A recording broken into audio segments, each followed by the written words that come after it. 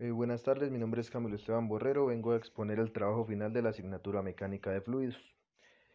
El tema a trabajar es modelación hidráulica. La modelación hidráulica implica simular un fenómeno real, conceptualizándolo y simplificándolo en mayor o menor medida, para luego, por último, describirlo y cuantificarlo. Entre aplicación y aportes de los modelos hidráulicos tenemos que en la hidráulica la modelación se usa para para la simulación de situaciones reales que se producen en el prototipo y cuyo comportamiento se desea conocer, puesto que modelo y prototipo están ligados el uno con el otro. Los modelos hidráulicos se usan para la solución de problemas relacionados con las estructuras hidráulicas, fenómenos de infiltración o tramos de ríos y recientemente con el transporte de sedimentos. Bueno, grupos de modelos hidráulicos. Tenemos los modelos estructurales y los modelos de infiltración. Los modelos de infiltración pertenecen a este grupo también el estudio del modelo de infiltración en el subsuelo de una variedad de diques y de terraplenes en la vecindad de los huecos excavados para la construcción de suelos granulares bajo o alrededor de estructuras fundadas en tales suelos.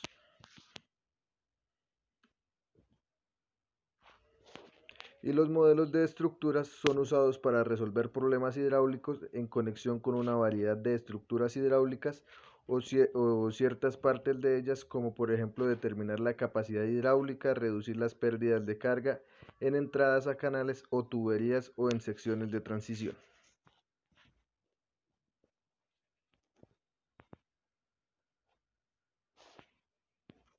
Bueno, modelos de ríos. Son usados para resolver problemas de regulación de ríos o desarrollos hidroenergéticos, determinar el tiempo de desplazamiento de ondas de inundaciones por los cauces de los ríos, métodos para el mejoramiento de canales para la transmisión de inundaciones con menos riesgo de desbordamiento sobre las orillas, etc. Es tiempo de destacar que la modelación hidráulica, al lograr representar el flujo tridimensional de un río o a través de una estructura o suelo con mayor fidelidad y detalle que un simple cálculo teórico, aumenta la confiabilidad de las estructuras proyectadas. Esto significa que los diseños se ajustan más a las solicitudes reales del flujo, lo cual tiene un importante impacto económico.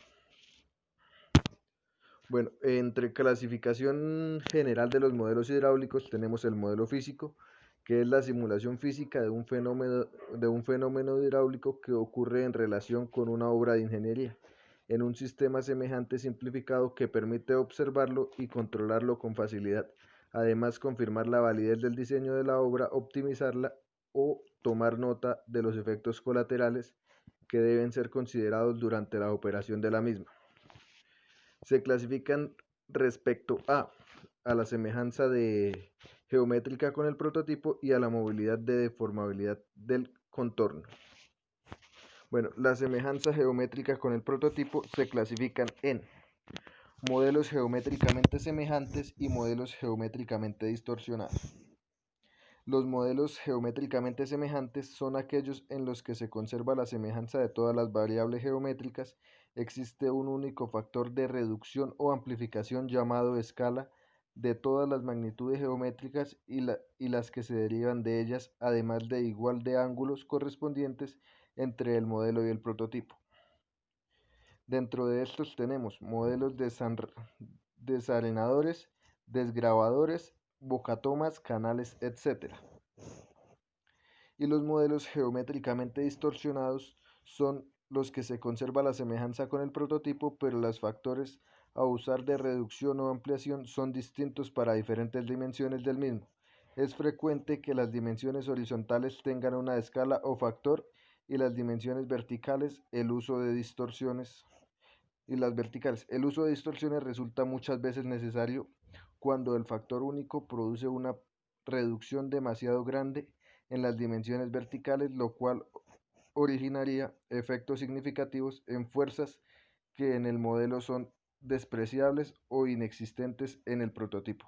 Este tipo de modelos es usual en estructuras marítimas. Bueno, otro tema es la movilidad y deformabilidad del contorno, que se clasifica en modelos de contorno fijo y modelos de contorno móvil. Los modelos de contorno fijo son: hay casos en el que la deformabilidad del contorno no es relevante al fenómeno estricto, por tanto, puede representarse simplificadamente en el modelo como si fuera fijo o indeformable. Los modelos de este tipo serían, por ejemplo, sistemas de presión, canales res- revestidos o cursos naturales donde el fondo no experimente muchos cambios.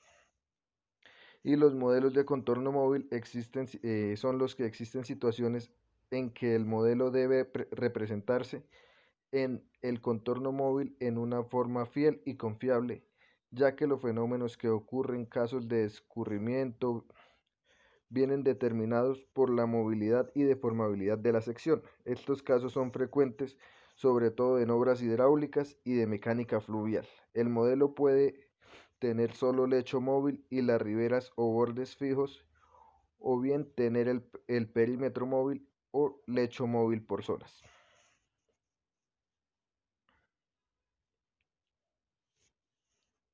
Bueno, los modelos analógicos.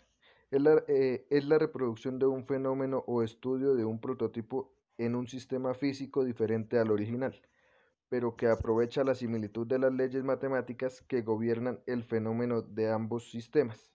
Su uso no es muy frecuente en la actualidad. Bueno, los modelos matemáticos son aquellos en los que se hace uso de las ecuaciones o expresiones matemáticas que definen de una manera simplificada el fenómeno de estudio que ocurre en el prototipo. Se clasifican en modelos determinísticos, modelos estocásticos y modelos de simulación numérica. Bueno, los modelos determinísticos son los procesos físicos involucrados que se expresan a través de relaciones funcionales determinísticas en los que se considera la probabilidad de ocurrencia del fenómeno. Modelos estocásticos. Los procesos físicos se representan haciendo uso de variables aleatorias probabilísticas que involucran el fenómeno en estudio. Bueno, modelos de simulación numérica. Son modelos en los que se emplea principalmente ecuaciones diferenciales y condiciones iniciales de borde que son resueltos utilizando técnicas de análisis numérico, tales como métodos de diferencias finitas y elementos finitos. Estos modelos son numéricos Estos modelos numéricos proporcionan mucho más detalle y precisión que los métodos analíticos convencionales, siendo capaces de manejar condiciones de borde e iniciales complejas, para los cuales son existentes en la mayoría de los casos soluciones analíticas. Principales limitaciones en modelos físicos y matemáticos. En modelos físicos tenemos el tamaño del modelo, o sea, el espacio del laboratorio, el caudal del bombeo y la carga hidráulica o capacidad del bombeo y las leyes de similitud. En los modelos matemáticos tenemos la capacidad de almacenamiento en la memoria del computador, la velocidad de cálculo, el conjunto incompleto de ecuaciones y la hipótesis de turbulencias. Limitaciones prácticas en los modelos físicos y matemáticos. Modelo físico. Escala mínima del modelo, o sea, tensión superficial, viscosidad y rugosidad. Otro factor sería el tamaño del modelo, que sería el límite superior, y el método de medida y recolección de datos. Bueno, en el modelo matemático tenemos como limitaciones en ecuaciones de simplificación, exactitud de relaciones supuestas, disponibilidad de coeficientes y resolución de espacio-tiempo, o sea, el límite inferior. Y por último, la estabilidad numérica, convergencia del cálculo numérico. Bueno, importancia y uso de modelos físicos en una investigación. Los modelos físicos se utilizan normalmente como una herramienta técnica de apoyo al diseño de estructuras hidráulicas y en general a la ingeniería hidráulica, cuando estos involucran fenómenos complejos o desconocidos para los cuales no haya teoría y solución aceptadas, como los fenómenos de la tubería y la dificultad que imponen los contornos reales tridimensionales caprichosos, tal es el caso de los ríos. Bueno, un modelo hidráulico permite evaluar diversas alternativas de dimensiones y ubicaciones relativas. Cualquier cambio que se efectúe en modelo es rápido y económico respecto al prototipo. Los resultados arrojan posibles problemas locales, así como alternativas de solución a dichos problemas. En la investigación primaria se logra obtener una forma geométrica adecuada. Se conocen diversas características del flujo como las líneas de corriente, las velocidades, las líneas de turbulencia, etc. Se puede establecer la distribución de presiones, se logra definir capacidades de la estructura de captación o derivación y se puede despejar pérdidas de energía localizadas. Bueno, en el diseño se logra obtener el funcionamiento deseado, modificaciones estructurales necesarias, se obtienen reducciones de costo al presentar un diseño óptimo. Para decidirse por uno u otro tipo de modelo se deben tener en cuenta los principales factores limitantes, la presión requerida, la simplicidad del costo, el tiempo, así como otros factores. Bueno, bases teóricas de la modelación física. La similitud junto con el análisis dimensional constituyen la base teórica de la modelación física. El análisis dimensional es una técnica que ha probado ser muy útil para reducir el número de experimentos requeridos, aunque se produce soluciones analíticas de los problemas, proporciona información acerca de la forma de las relaciones que se pueden guardar entre sí las variables pertinentes y sugiere el modo más efectivo de agrupar estas variables entre sí, dando lugar a las leyes de la semejanza. Análisis dimensional. El análisis dimensional nos proveerá por sí mismo una solución completa a un problema, pero la solución parcial que proporciona indicará que cualquiera que sea la forma de una relación desconocida que conecte las magnitudes implicadas, ciertas características de estas son ineludibles. Además, la técnica puede guiar al experimentador de modo que pueda obtener la cantidad máxima de información a partir del menor número de experimentos. Aplicación de las leyes de semejanzas al diseño de modelos físicos. La experimentación en modelos hidráulicos está basada en la aplicación de un conjunto de relaciones conocidas con el fenómeno de leyes de semejanza, las cuales se han derivado de análisis dimensional y expresan las relaciones entre los distintos parámetros que gobiernan el comportamiento de un fluido. El hecho de que normalmente en ese fluido, que normalmente es agua, en el modelo y en el prototipo ya impide lograr una semejanza hidráulica completa.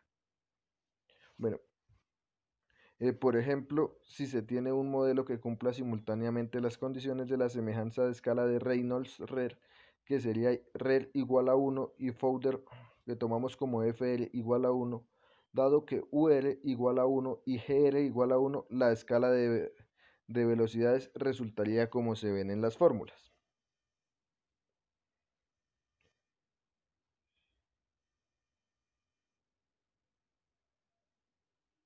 Bueno, en las fórmulas vistas tenemos donde P es la densidad del fluido y V es la velocidad del flujo.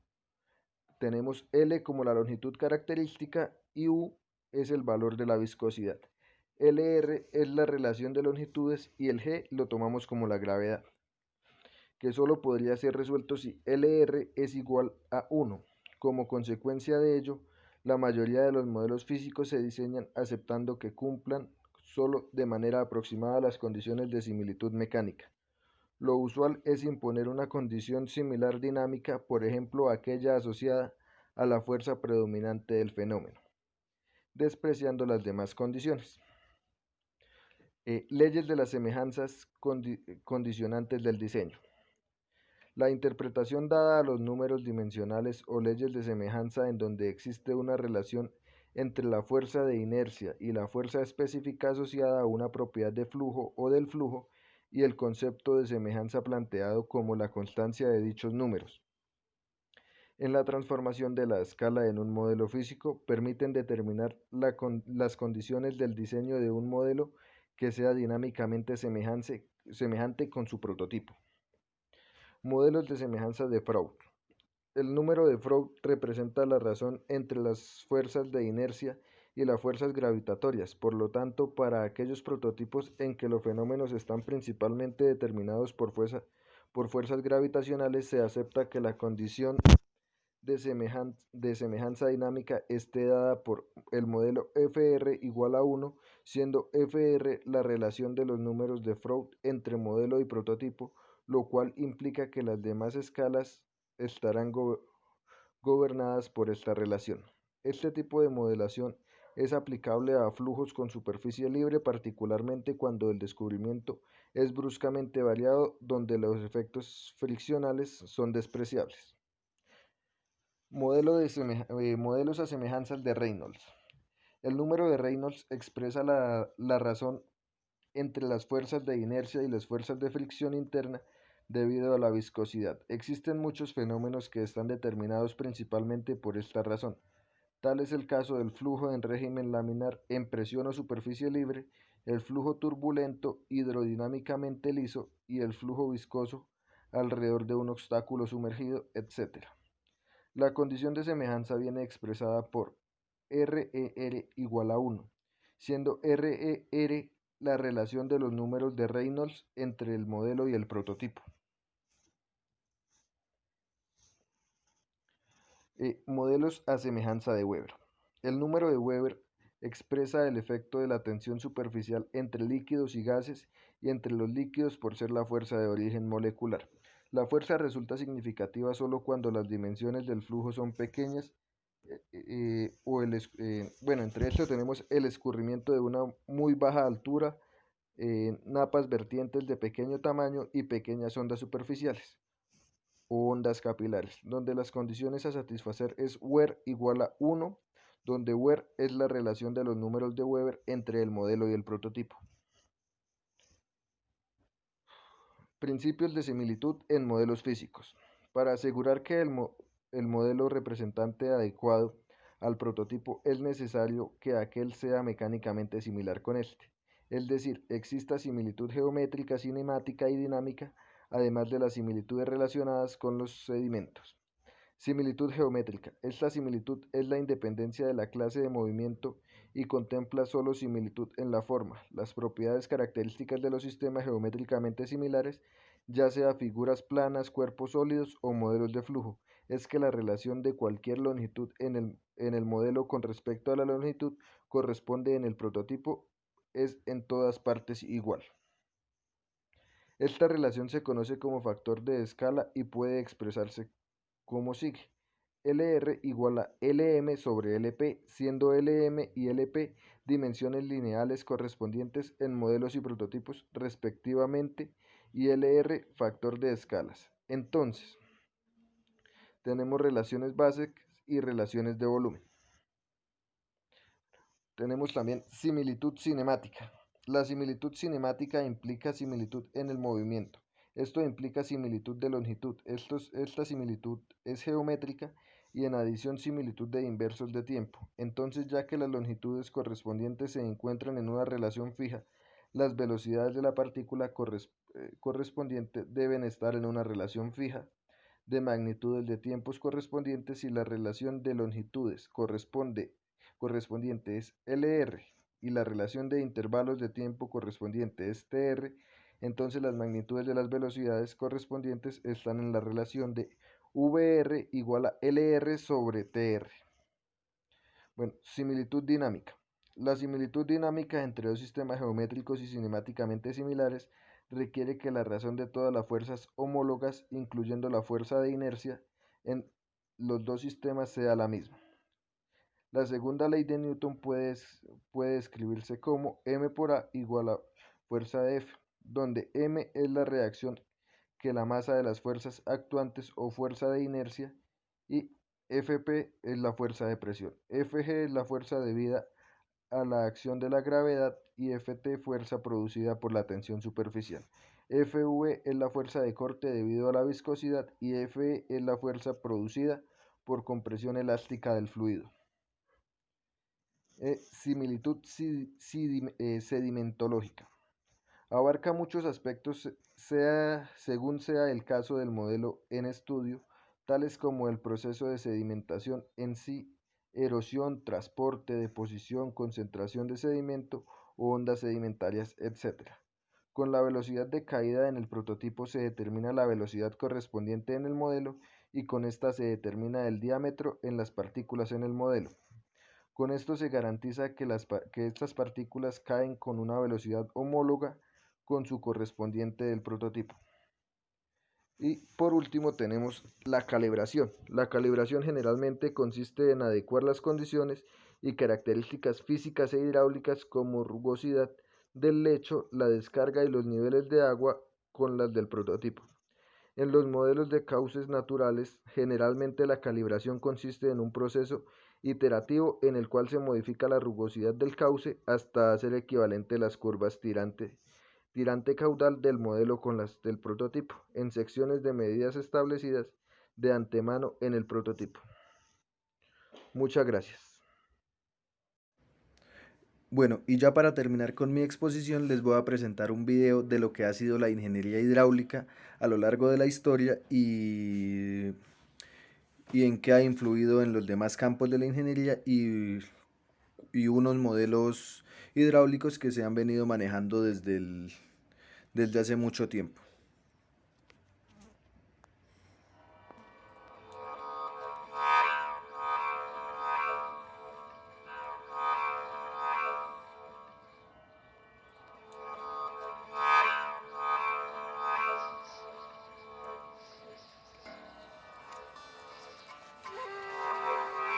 Si hay algo que todos los seres de este planeta buscan desde siempre, y lo han hecho a lo largo de su historia, es el agua. Indispensable para la vida pese a que solo está compuesta por 2 átomos de hidrógeno y 1 de oxígeno, da origen a todo y a todos. Inodora, incolora e insípida, se solidifica con el frío convirtiéndose en hielo y se evapora ante el calor. Esencial para la supervivencia, es el elemento común de todos los seres vivos. Es difícil imaginar un mundo sin agua, ¿verdad? Desde que aterriza nos hemos preocupado de almacenarla y conducirla a nuestro antojo. Hemos creado innumerables maravillas que permiten transportarla a cualquier destino. Se han construido grandes infraestructuras de abastecimiento que hoy en día nos dan la oportunidad de disponer del agua para todas nuestras necesidades.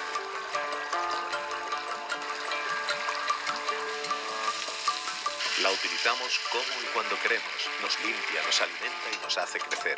Sabemos que es sinónimo de vida, de salud y belleza, de pureza, y que es un recurso natural que debemos de cuidar. En la actualidad, las sociedades desarrolladas tienen el agua a su total disposición, aunque no siempre fue así. Se conoce muy poco de los sistemas hidráulicos de la antigüedad. El paso del tiempo ha ido destruyendo cualquier vestigio creado en aquella época. Sin embargo, sabemos que todas las sociedades más antiguas evolucionaron a la orilla de los ríos más importantes de la Tierra.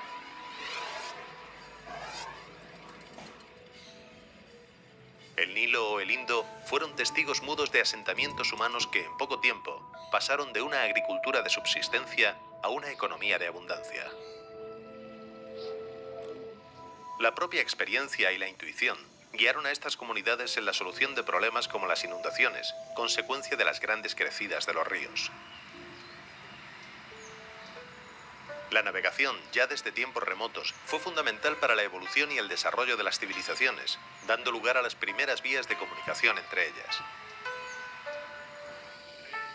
Se podría decir que comenzaron a crearse las primeras autopistas. Pero si tenemos que hablar de grandes construcciones, será la civilización romana la que revolucionará el mundo con sus novedosas obras hidráulicas. Los acueductos se convirtieron en un símbolo de suma importancia.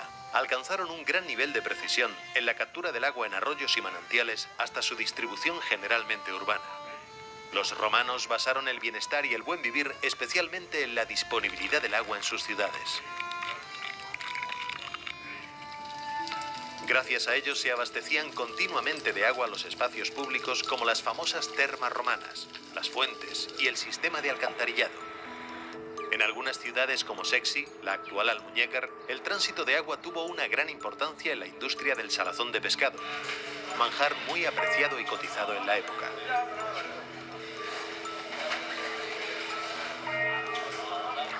Es probable que el abastecimiento de Granada se realizase con aguas procedentes de la fuente de Deifontes, en la cuenca del río Cubillas. No solo se cubrían las necesidades de la urbe, sino también las del regadío de los campos. Aunque para ver la evolución del agua en el cultivo, tendremos que avanzar en el tiempo hasta la llegada del mundo islámico a Al-Ándalus, la tierra prometida.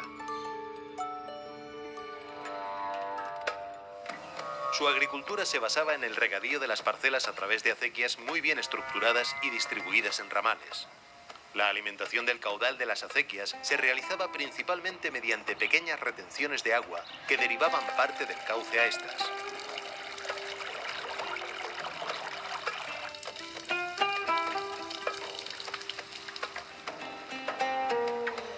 Esto originó un desarrollo económico ligado al rendimiento del cultivo.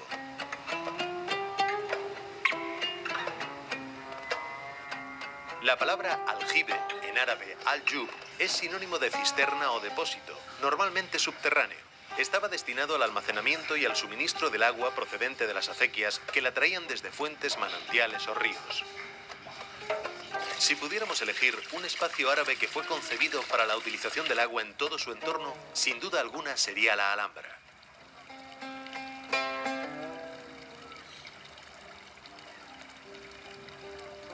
Su sistema hidráulico se basaba en la acequia real, que desde el río Darro encauzaba el agua hasta la parte alta del Generalife. Abastecía los albercones y posteriormente suministraba de agua a la fortaleza y a sus habitantes.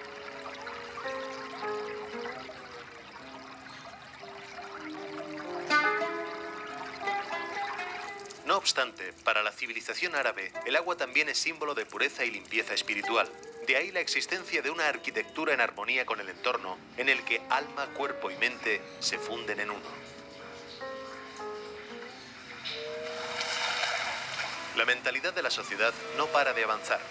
Del siglo XV al XVIII tienen lugar muchos acontecimientos que cambiarán el curso de la humanidad. Comenzarán a materializarse grandes proyectos de abastecimiento y canalización, como el Canal de Castilla y la Acequia Imperial de Aragón. Personas como el imaginario Juanelo Turriano se convertirán en verdaderos artistas en la creación de artificios hidráulicos. Turriano desarrollará un ingenioso artefacto para elevar agua al Alcázar de Toledo desde el río Tajo, que está considerado como la principal obra hidráulica del Renacimiento europeo del siglo XVI. En Huéscar estuvo a punto de construirse una de las mayores obras de la época, el Canal de Murcia.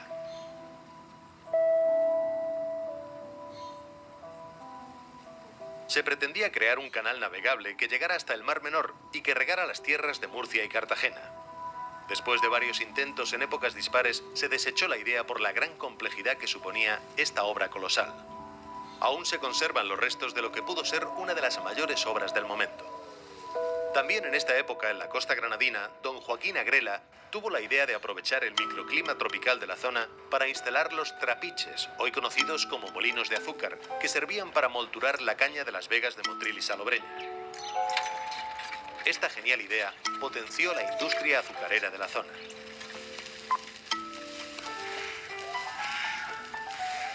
Con la llegada en el siglo XIX de la Revolución Industrial, comenzó una nueva era tecnológica que a día de hoy no ha parado de evolucionar.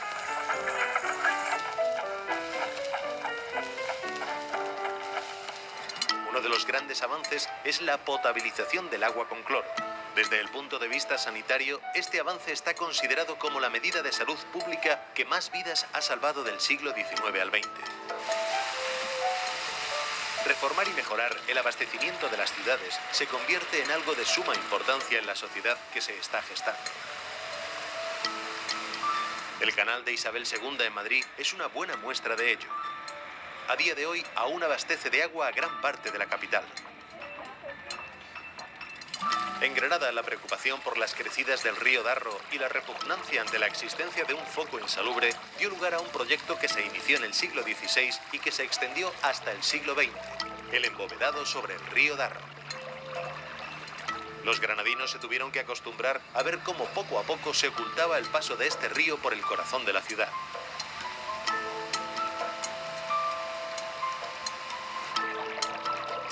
El río Genil nace en la cara norte del Mulhacén y con sus 358 kilómetros de longitud es uno de los abastecimientos más importantes de esta época que suministró permanentemente a la ciudad de agua procedente de Sierra Nevada.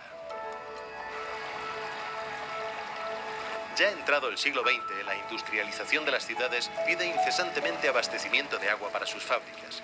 Es cuando nace la necesidad de crear sistemas que conduzcan grandes cantidades de agua hacia múltiples destinos y de transformarla en energía eléctrica.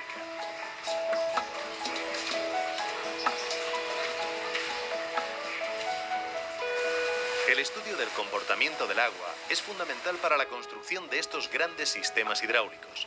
Se hacía a través de la simulación en modelos que se construían a escala y les permitían analizar su funcionamiento haciendo circular el agua mediante caudales previamente calculados.